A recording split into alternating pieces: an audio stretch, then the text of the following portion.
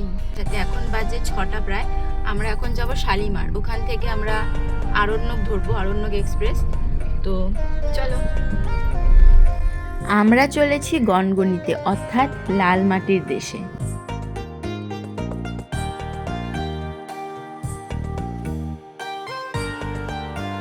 আমরা চলে এসেছি শালিমার স্টেশনে। এই শালিমার স্টেশন থেকেই আমাদের ট্রেন 7:45 আরণ্যক এক্সপ্রেস ছাড়বে। আর আমরা এবার গনগনিতে যাচ্ছি 1 রাত 2 দিনের জন্য। তার সম্পূর্ণ তথ্য থাকবে এই ভিডিওতে। আমরা গনগনিতে কোন হোটেলে ছিলাম এবং তার সাথে খাওয়া দাওয়া কোথায় করেছি, কোথায় ঘুরতে গেছি, তার সম্পূর্ণ তথ্য থাকবে এই ভিডিওতে। আমরা এখন চলে এসেছি স্টেশনে। 2 নম্বর প্ল্যাটফর্মে দিয়ে দিয়েছে আরণ্যক এক্সপ্রেস। আমাদের ট্রেন 12885 আরণ্যক এক্সপ্রেস, যেটা হলো এইটা। তো আমরা নিয়েছি এসি চেয়ার কার। তো 7:45 ছাড়বে। চলো ভেতরে যাওয়া যাক।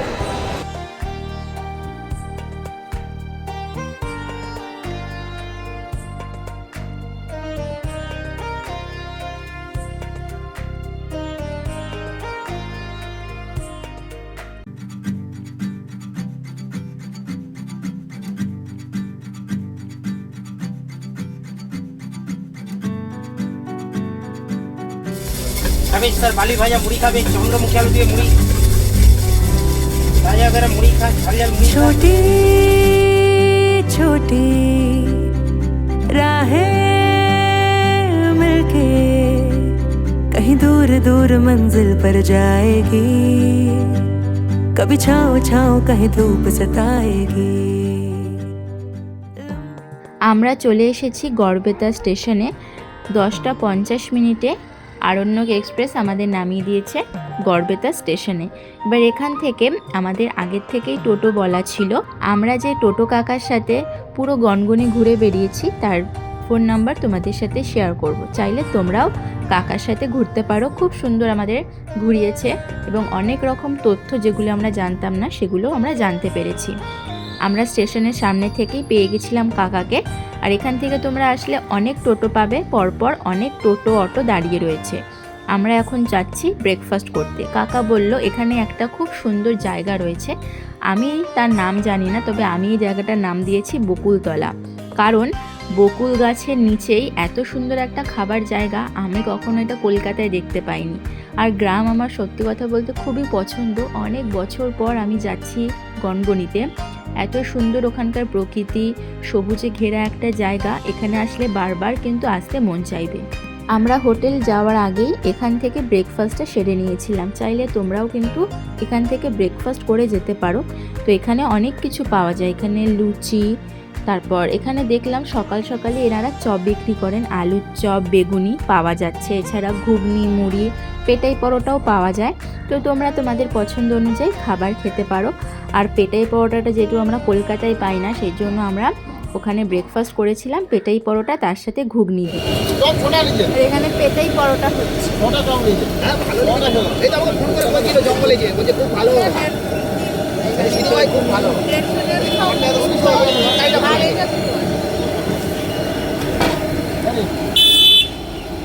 এখানে আসলে তোমরা কিন্তু খাবার এরকম শালপাতার বাটিতে পাবে, যেটা সত্যি কথা বলতে খুবই ভালো লাগছিল। শালপাতার যে একটা গন্ধ, সেটা কিন্তু সত্যি অসাধারণ। ব্রেকফাস্ট সেরে আমরা চলেছি আমাদের হোটেলের উদ্দেশ্যে। আমরা ছিলাম সোনাঝুরি গেস্ট হাউসে। মহুলের একদম অপোজিটেই রয়েছে এই সোনাঝুরি গেস্ট হাউস। আমি তোমাদের সাথে পরের ভিডিওতে এই সোনাঝুরি গেস্ট হাউসের ডিটেলসে শেয়ার করব। এখানে কীরকম রুম, এখানে রুম ভাড়া কত, এছাড়া এখানে খাওয়া দাওয়ার ব্যবস্থা কীরকম। আমাদের রুম ভাড়া নিয়েছে হিটার এবং গিজার দিয়ে 1000 টাকা। আমরা হোটেলে এসে ফ্রেশ হয়ে তাড়াতাড়ি দুপুরের খাবারটা সেরে নিয়েছিলাম, যাতে আমরা তাড়াতাড়ি সাইট সিন করতে বেরোতে পারি। তো আমাদের দুপুরের খাবারে ছিল ভাত, ডাল, আলু ভাজা, একটা তরকারি, মাছের ঝোল, তার সাথে ছিল দেশি চিকেন। একদমই নতুন খেলাম আমি, আমার তো ভালো লেগেছে। তোমরা ওখানে গেলে তোমরাও ট্রাই করতে পারো। দেশি চিকেনটা একটু শক্ত হয়, তবে এনাদের রান্না কিন্তু খুবই ভালো। তো এই দেখো সুন্দর করে থালা সাজিয়ে ওনারা খেতে দিয়েছেন। আমার তো ওনাদের প্রত্যেকটা খাবার দারুণ লেগেছে। আমরা খাওয়া দাওয়া সেরে বেরিয়ে পড়েছি সাইট সিন করতে। গনগনির চারপাশে যে সাইট সিনগুলো রয়েছে সেগুলোই আজকে আমরা ঘুরে দেখব। প্রথমেই আমরা চলে গেছিলাম 12 শিব মন্দিরে, যেটি প্রতিষ্ঠিত হয়েছিল 1794 সালে। বর্তমান মন্দিরটি সিংহ পরিবার দ্বারা 1997 সালে আবার পুনর্নির্মাণ হয়। এখানে 12টি শিব মন্দির এবং একটি লক্ষ্মী জনার্দনের মন্দির রয়েছে।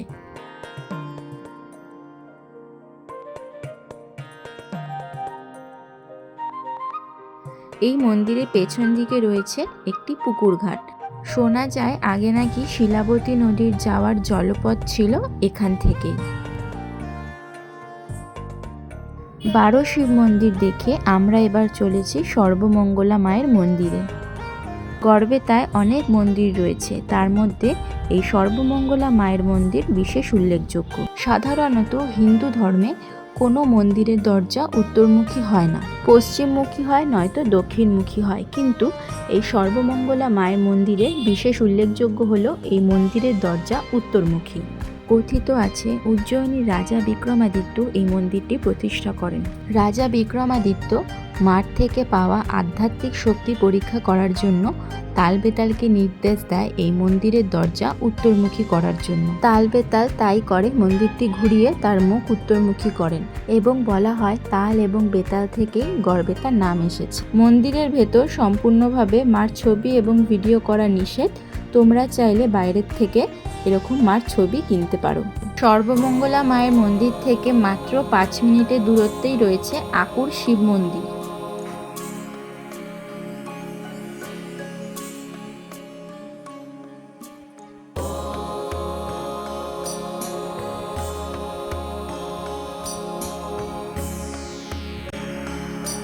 এই যে শিবলিঙ্গটি দেখছেন, এর নাম হচ্ছে আকার শিব। আকার শিব কেন? পূজারী প্রত্যেক দিন পুজো করতে আসতো, ওই কলঙায় বসে পুজো করতে হতো। এদিকে আসো, কলঙাটা দেখিয়ে দাও। ওই যে কলঙা দেখতে পাচ্ছ না, ওই কলঙায় বসে পুজো করত। এই লিঙ্গটি ওপর দিকে বেড়ে বেড়ে যাচ্ছিল। একদিন পূজারী যে ঘটি নিয়ে পূজা করতে আসে, মাথায় ঠোঁকা দেয়। এই দেখুন মাথাটা ভাঙা আছে, ওই ঠোঁকা দিয়েছে, এই দেখুন এটা ভাঙা আছে না। তখন এই শিবলিঙ্গ নিচের দিকে নেমে যাচ্ছে, তো পূজারী ওই কলঙা থেকে নেমে এসে আকার করে ধরে যাতে না নেমে যায়, তাহলে তো মাথায় বেলপাতা দেখে অসুবিধা হবে। ওই জন্য এর নাম হচ্ছে আকার শিব। এই শিব মন্দিরও অনেক পুরনো। ওই যে মা সর্বমঙ্গলা দেখালাম, ওর সঙ্গেই এই শিব মন্দির। এই শিব মন্দির হচ্ছে গিয়ে ওই বিক্রমাদিত্য, রাজা বিক্রমাদিত্য এই শিব মন্দির, মঙ্গলা মন্দির আর ওই 12 শিব সব একসঙ্গে এগুলো উদ্বোধন করেছিলেন। অবশ্যই যারা আসবে এই আকুড়া শিবের দর্শন করে যাবেন। জয় বাবা বুড়ো শিব, আকুড়া শিব।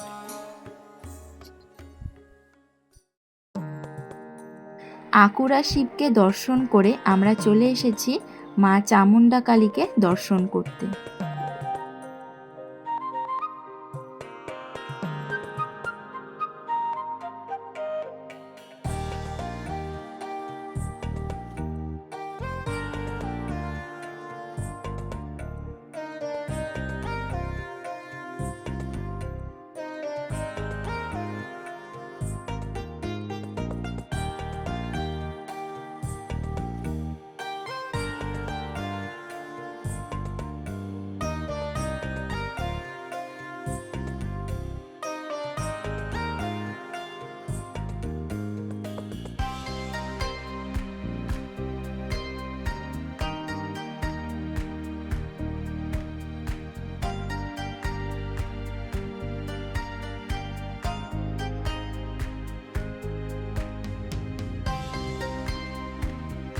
চামুণ্ডা কালী মার দর্শন করে এখন আমরা চলেছি বাগডোবার জঙ্গলের উদ্দেশ্যে। খুব সুন্দর, আর এরকম গভীর জঙ্গলের মধ্যে দিয়ে রাস্তা, একটা অপূর্ব সুন্দর দৃশ্য, দেখলে চোখ ও প্রাণ দুটোই জুড়িয়ে যায়। এই রাস্তাটা হলো মেন রোড। এই রাস্তার বাদিকে চলে গেছে গনগনি বিষ্ণুপুর আর ডান দিকে যাচ্ছে হলো চন্দ্রকোনা। মেন রোডের একদম পাশেই রয়েছে বাগডোবার জঙ্গলের রাস্তা। তো এই রাস্তা ধরেই এখন আমরা যাব জঙ্গলের পথে। তাহলে চলো আমাদের সাথে। যে এখন ন্যাশনাল হাইওয়ে 60 জাতীয় সড়ক, এখান থেকে আমরা যেখানে হাতিদের মেন আস্থানা ওইখানে আমরা নিয়ে যাচ্ছি এই দিদিভাইকে এবং এই দাদাভাইকে। ওইখানে একটু রিক্সি আছে এখন বিকেলের সময়, সচরাচর আমরা বিকেলের সময় যাই না, কেননা বিকেলের সময় হাতিরা জল খাওয়ার চান্সটা বেশি আর সকালে জল খাওয়ার চান্স বেশি। তবুও আমি এই দাদাভাইটিকে নিয়ে যাচ্ছি। হাতিটা যে পেরিয়েছে এটা দেখে নিন, বডিটা কালকে করেছে, দেখুন একবারে টাটকা কালকে করেছে। বুঝতে পেরেছেন তো? মানে এই দিক দিয়ে এই রাস্তা ধরে গিয়েছে, এবার প্রমাণটা বুঝতে পেরেছেন? আমি প্রথমবার এত ঘন জঙ্গলে যাচ্ছি, কি সুন্দর। ওপরটা একটু দেখাই, দারুণ, একদম গাছে ভরে আছে, সাধারণ লাগছে। আগামীকাল যে এসেছিলাম, যাদেরকে নিয়ে এসেছিলাম, ওই শেষ মাথায় গিয়ে মানে তারা এসে হাতিটা যখন ডেকেছে, আওয়াজটা কীরকম, শুধু ওইটি আওয়াজ দিয়েছে। আওয়াজ দেওয়ার পরেই যারা এসেছিলেন তারা একদম দৌড় দিয়েছে ভয়ে ছুটে। আমার যে ছোটার দরকার নেই, ওরা 200 মিটার দূরে আছে। আমরা আস্তে আস্তে চলে এলাম, ওদেরকে তুলে নিয়ে চলে গেলাম। ভালো করে ওরা ঘুরতে পেল না। খুবই ভালো লাগছে। আমি প্রথমবার আসলাম আমরা, আর কাকার সাথে এসেছি। কাকা এত সুন্দর করে আমাদের ঘুরিয়ে দেখাচ্ছে যে কি বলবো, এটা ফার্স্ট এক্সপিরিয়েন্স। আর জঙ্গল তো আমি প্রথমবার দেখছি, এতটা গভীর জঙ্গলে ঢুকেছি। গতকাল কাকা বললো যে এখান দিয়ে হাতিও গেছে, দেখেছে। তো এটা তো সবার ভাগ্যে হয় না, এটা ভাগ্যের ব্যাপার। আগামীকাল যারা এসেছিল আওয়াজ পেয়েছে। আর পেছনে দেখো, এখানে জল খেতে আসে কাকা? হ্যাঁ, এইখানেই জলটা খেতে আসে। আচ্ছা। একটু আগে দিয়ে নামে হাতি, যেখানে সেখান দিয়ে নামে না, ওদের একটাই রাস্তা। আচ্ছা, এখান দিয়ে নেমে জল খেতে আসে এখানে। আমরা এখন লেকটার কাছে যাচ্ছি, যে লেকটায় সমস্ত হাতিগুলো বিকেলে জল খেতে আসে। এই যে হাতির পায়ের ছাপগুলো দেখিয়ে দাও একটু। এইটা দিয়ে পেরিয়ে ফিরে গেছে, এই যে নখ, এগুলো এইদিকে নেমেছে। এইদিকে নেমে এইটা দিয়ে এইটা দিয়ে নামবে। যদি মনে করে যে জলটা একটু, ওরা তো জল ভালোবাসে, জল পেলে ফুর্তি করে, জলে আনন্দ করে। জলটা ঘোলা কেন এরকম, এই জন্য।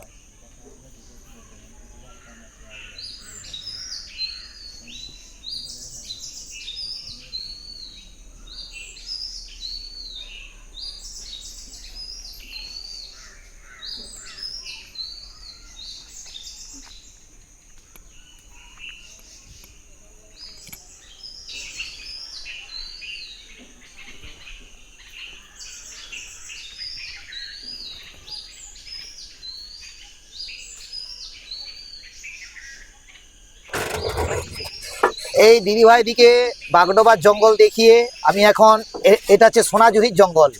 এই গাছগুলো সব সোনাঝুরির জঙ্গল। এই জঙ্গল দিয়ে আমি এখন ক্যানিয়নে নিয়ে যাবো ওনাদেরকে, সানসেট দেখাবো এবং ক্যানিয়নটা ঘুরবে। তো আপনারাও যখন আসবেন অবশ্যই যার টোটোতে আসবেন তাকে বলবেন মানে বাগডোবা দেখে যেন এই সোনাঝুরির জঙ্গলটি উপভোগ করে আমাকে ক্যানিয়নে নিয়ে যায়। এটা অবশ্যই আপনারা তাকে বলবেন। এই দিদিভাইদেরকেও আমি সেরকম করেই দেখিয়ে নিয়ে যাচ্ছি। আমরা এখন চলে এসেছি গনগনির ভিউ পয়েন্টে। এখান থেকে তোমরা খুব সুন্দর একটা সানসেটের ভিউ পাবে। সানসেটের জন্য এটা হচ্ছে গিয়ে, যদি অক্টোবরে আসা হয় না, একটু সূর্যটা এইদিকে ডোবে, তখন ওই কোণা থেকে যখন সূর্যটা ডোবে না, এত সুন্দর এই জলটা লাল হয়ে যায়। এইদিকে একটা সূর্য, ওখানে একটা সূর্য, আবার সেখানে একটা, এত সুন্দর আসে ছবিটা।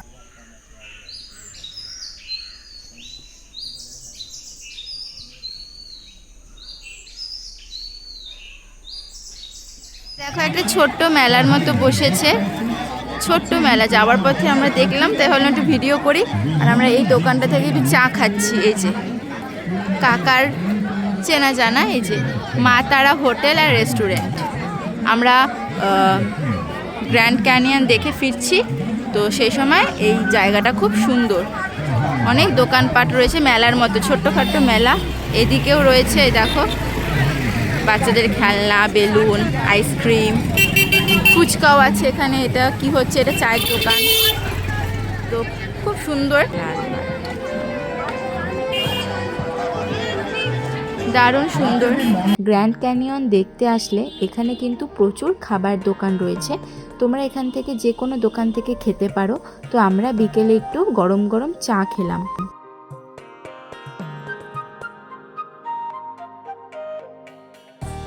গনগনিতে গেলে অবশ্যই কিন্তু এখানকার চপ খাবে।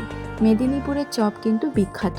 এখানে অনেক রকমের চপ পাওয়া যায়, আলুর চপ, স্যান্ডউইচ, ডিমের ডেভিল, তারপর বেগুনি, কুমড়োর চপ, কুমড়ি পাওয়া যায়, হেলেঞ্চার চপ পাওয়া যায়। এখানে অনেক রকম ভ্যারাইটির চপ রয়েছে। আমার বেশি ভালো লেগেছিল ডিমের ডেভিল এবং স্যান্ডউইচ। ডিমের ডেভিল এখানে গোটা ডিম দিয়ে ওনার ডেভিল বানিয়ে দেয়, মাত্র 15 টাকা করে নেয়। আর এত সুন্দর করে সার্ভ করবেন, তোমাদের খেতেও কিন্তু খুব ভালো লাগবে। আমি বলবো অবশ্যই গনগনিতে গেলে এই চপটা কিন্তু মিস করো না, একবার হলেও খেও।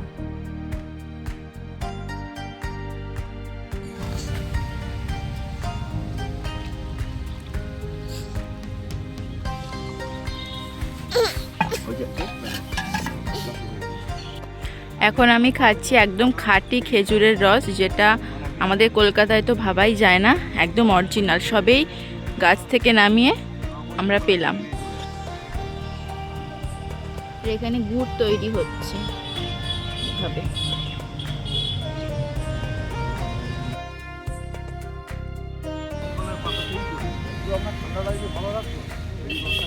খুব ভালো লাগছে, প্রথমবার একদম খাঁটি। এখন তো খাঁটি কিছুই পাওয়া যায় না। তো অবশ্যই তোমরা যদি এখানে আসো গড়বেতায়, গনগনিতে, তাহলে কিন্তু এই খেজুরের রসটা শীতকালে ট্রাই করবেই। একদম খাঁটি তো রস, ওকেও একটু দিচ্ছি।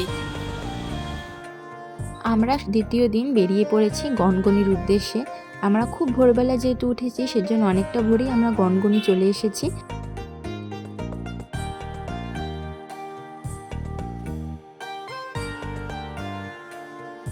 মেদিনীপুর শহর থেকে 55 কিলোমিটার দূরে পশ্চিম মেদিনীপুর জেলার গড়বেতা শহরের কাছে অবস্থিত একটি বিখ্যাত পর্যটন ও পিকনিক স্পট হলো গনগনি, যা বাংলার গ্র্যান্ড ক্যানিয়ন নামে পরিচিত। শিলাবতী নদীর জলস্রোত এবং প্রাকৃতিক আবহাওয়ার কারণে ল্যাটেরাইট মাটি ক্ষয় হয়ে এই গিরিখাতগুলো তৈরি হয়েছে, যা দেখতে অনেকটাই গ্র্যান্ড ক্যানিয়নের মতো। শিলাবতী নদী এখানে এমনভাবেই বয়ে গেছে, যার কারণে গিরিখাতগুলোতে কোথাও কোথাও গুহা বা প্রাণীর মুখের মতো আকৃতি তৈরি হয়েছে। এই গ্র্যান্ড ক্যানিয়ন যেহেতু পুরোটাই প্রাকৃতিকভাবে গড়ে উঠেছে, সেজন্য এর রূপ কিন্তু সবসময় পরিবর্তন হয়। এখন এক রূপ, পরে আসলে কিন্তু এর অন্য আরেক রূপ দেখা যায়। প্রচলিত লোককথা অনুযায়ী এই গনগনি তৈরি হওয়ার পেছনে একটি পৌরাণিক ইতিহাস আছে। পাণ্ডবরা বনবাসের সময় এখানে এসেছিলেন। বকাসুর নামক এক রাক্ষসকে বধ করতে গিয়ে ভীম ও রাক্ষসের মধ্যে যে ভয়ঙ্কর যুদ্ধ হয়েছিল, তার ফলেই এই ভূমিক্ষয় এবং ভূমির এরকম রূপ ধারণ করে বলে অনেকে মনে করেন।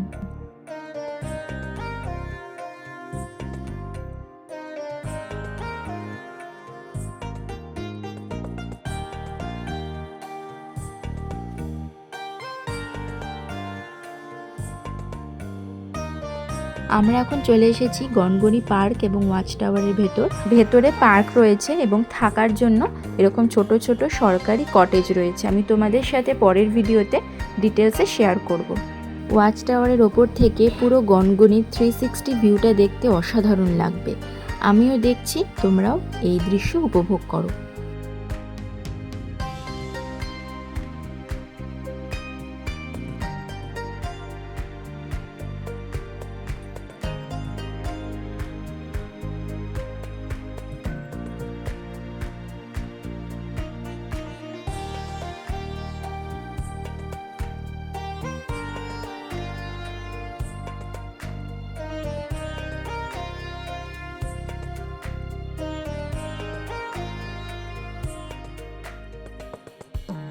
আমরা এখন একদম 360 ভিউটা দেখছি, খুব সুন্দর লাগছে।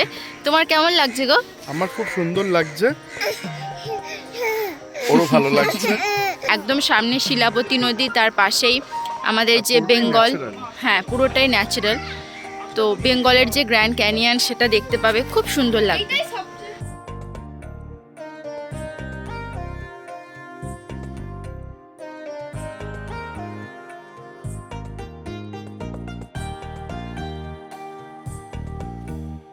গনগনিতে আমাদের সবার শেষ গন্তব্য হলো শ্রীকৃষ্ণ রায় জিউ মন্দির।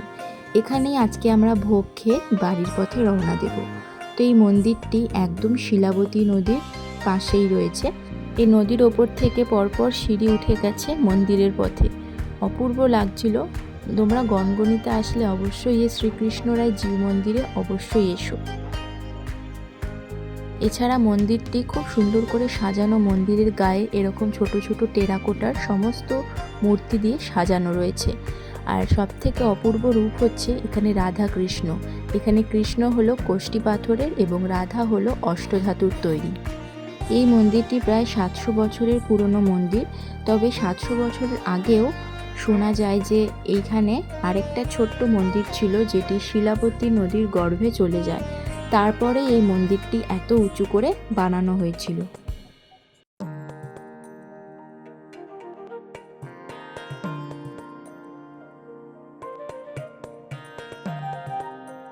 রথের সময় রাধা এবং কৃষ্ণ দুজনেই মাসির বাড়ি যায় এই পালকি করে। দেখো দুটো পালকি এখানে রাখা রয়েছে। এছাড়া এখানে নিত্য ভোগের ব্যবস্থা রয়েছে। 60 টাকার বিনিময়ে এখান থেকে কিন্তু তোমরা ভোগ গ্রহণ করতে পারো। আমি একটু তোমাদের ভোগশালা, যেখানে ভোগ তৈরি হয়, সেই জায়গাটা একটু দেখালাম।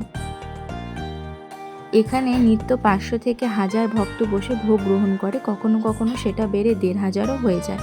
তো আমরা এখন বসে পড়েছি ভোগ গ্রহণ করতে। প্রথমেই দিয়ে দিচ্ছে এখানে ফল প্রসাদ। ফল প্রসাদ দেওয়ার পর তারপর চলে এসেছিল আমাদের পাতে পোলাও। পোলাওটা অমৃত ছিল, আর ভোগ মানেই কিন্তু অমৃত। তারপর চলে আসে খিচুড়ি, এটা আলু এবং পনিরের একটি তরকারি। তার সাথে ছিল পুঁই শাক, আলু, কুমড়ো দিয়ে একটা তরকারি। তারপর দিয়ে দিয়েছিল ভাত, ডাল। ভোগের আলাদা করে কোনো রিভিউ হয় না, ভোগ মানেই হলো অমৃত। তো আমরা সবাই বসে একসাথে ভোগ গ্রহণ করছিলাম, অমৃত খেলাম। অসাধারণ খেতে। তোমরা যদি কখনো আসো অবশ্যই কিন্তু এখান থেকে ভোগ গ্রহণ করবে। আর সবার শেষ পাতে ছিল চাটনি আর পায়েস।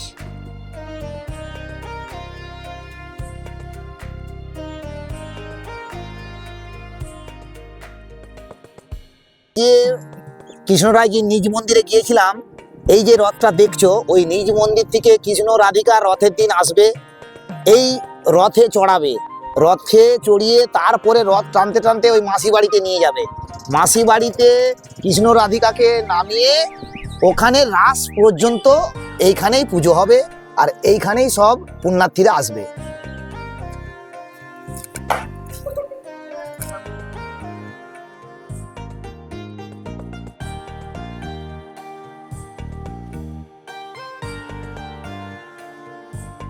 এখানে যে রাস হয়ে যে নিজ মন্দিরে চলে যায়, এই রাস মঞ্চ দুটিতে রাস হয়। কৃষ্ণ একটায়, রাধিকা একটায়। এখন কিন্তু আবার নতুন রূপে মন্দির তৈরি হচ্ছে, যেখানে কৃষ্ণ রাধিকা একসঙ্গে থাকবে। এটা মেন রাস মঞ্চ হচ্ছে আবার।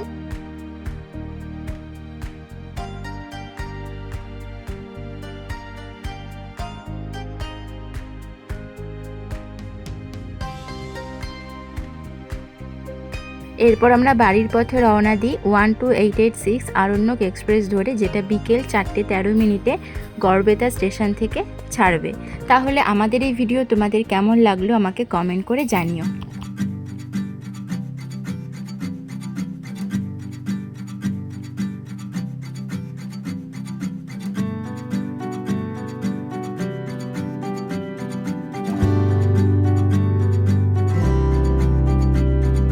छोटी छोटी राहें मिलके कहीं दूर दूर मंजिल पर जाएगी।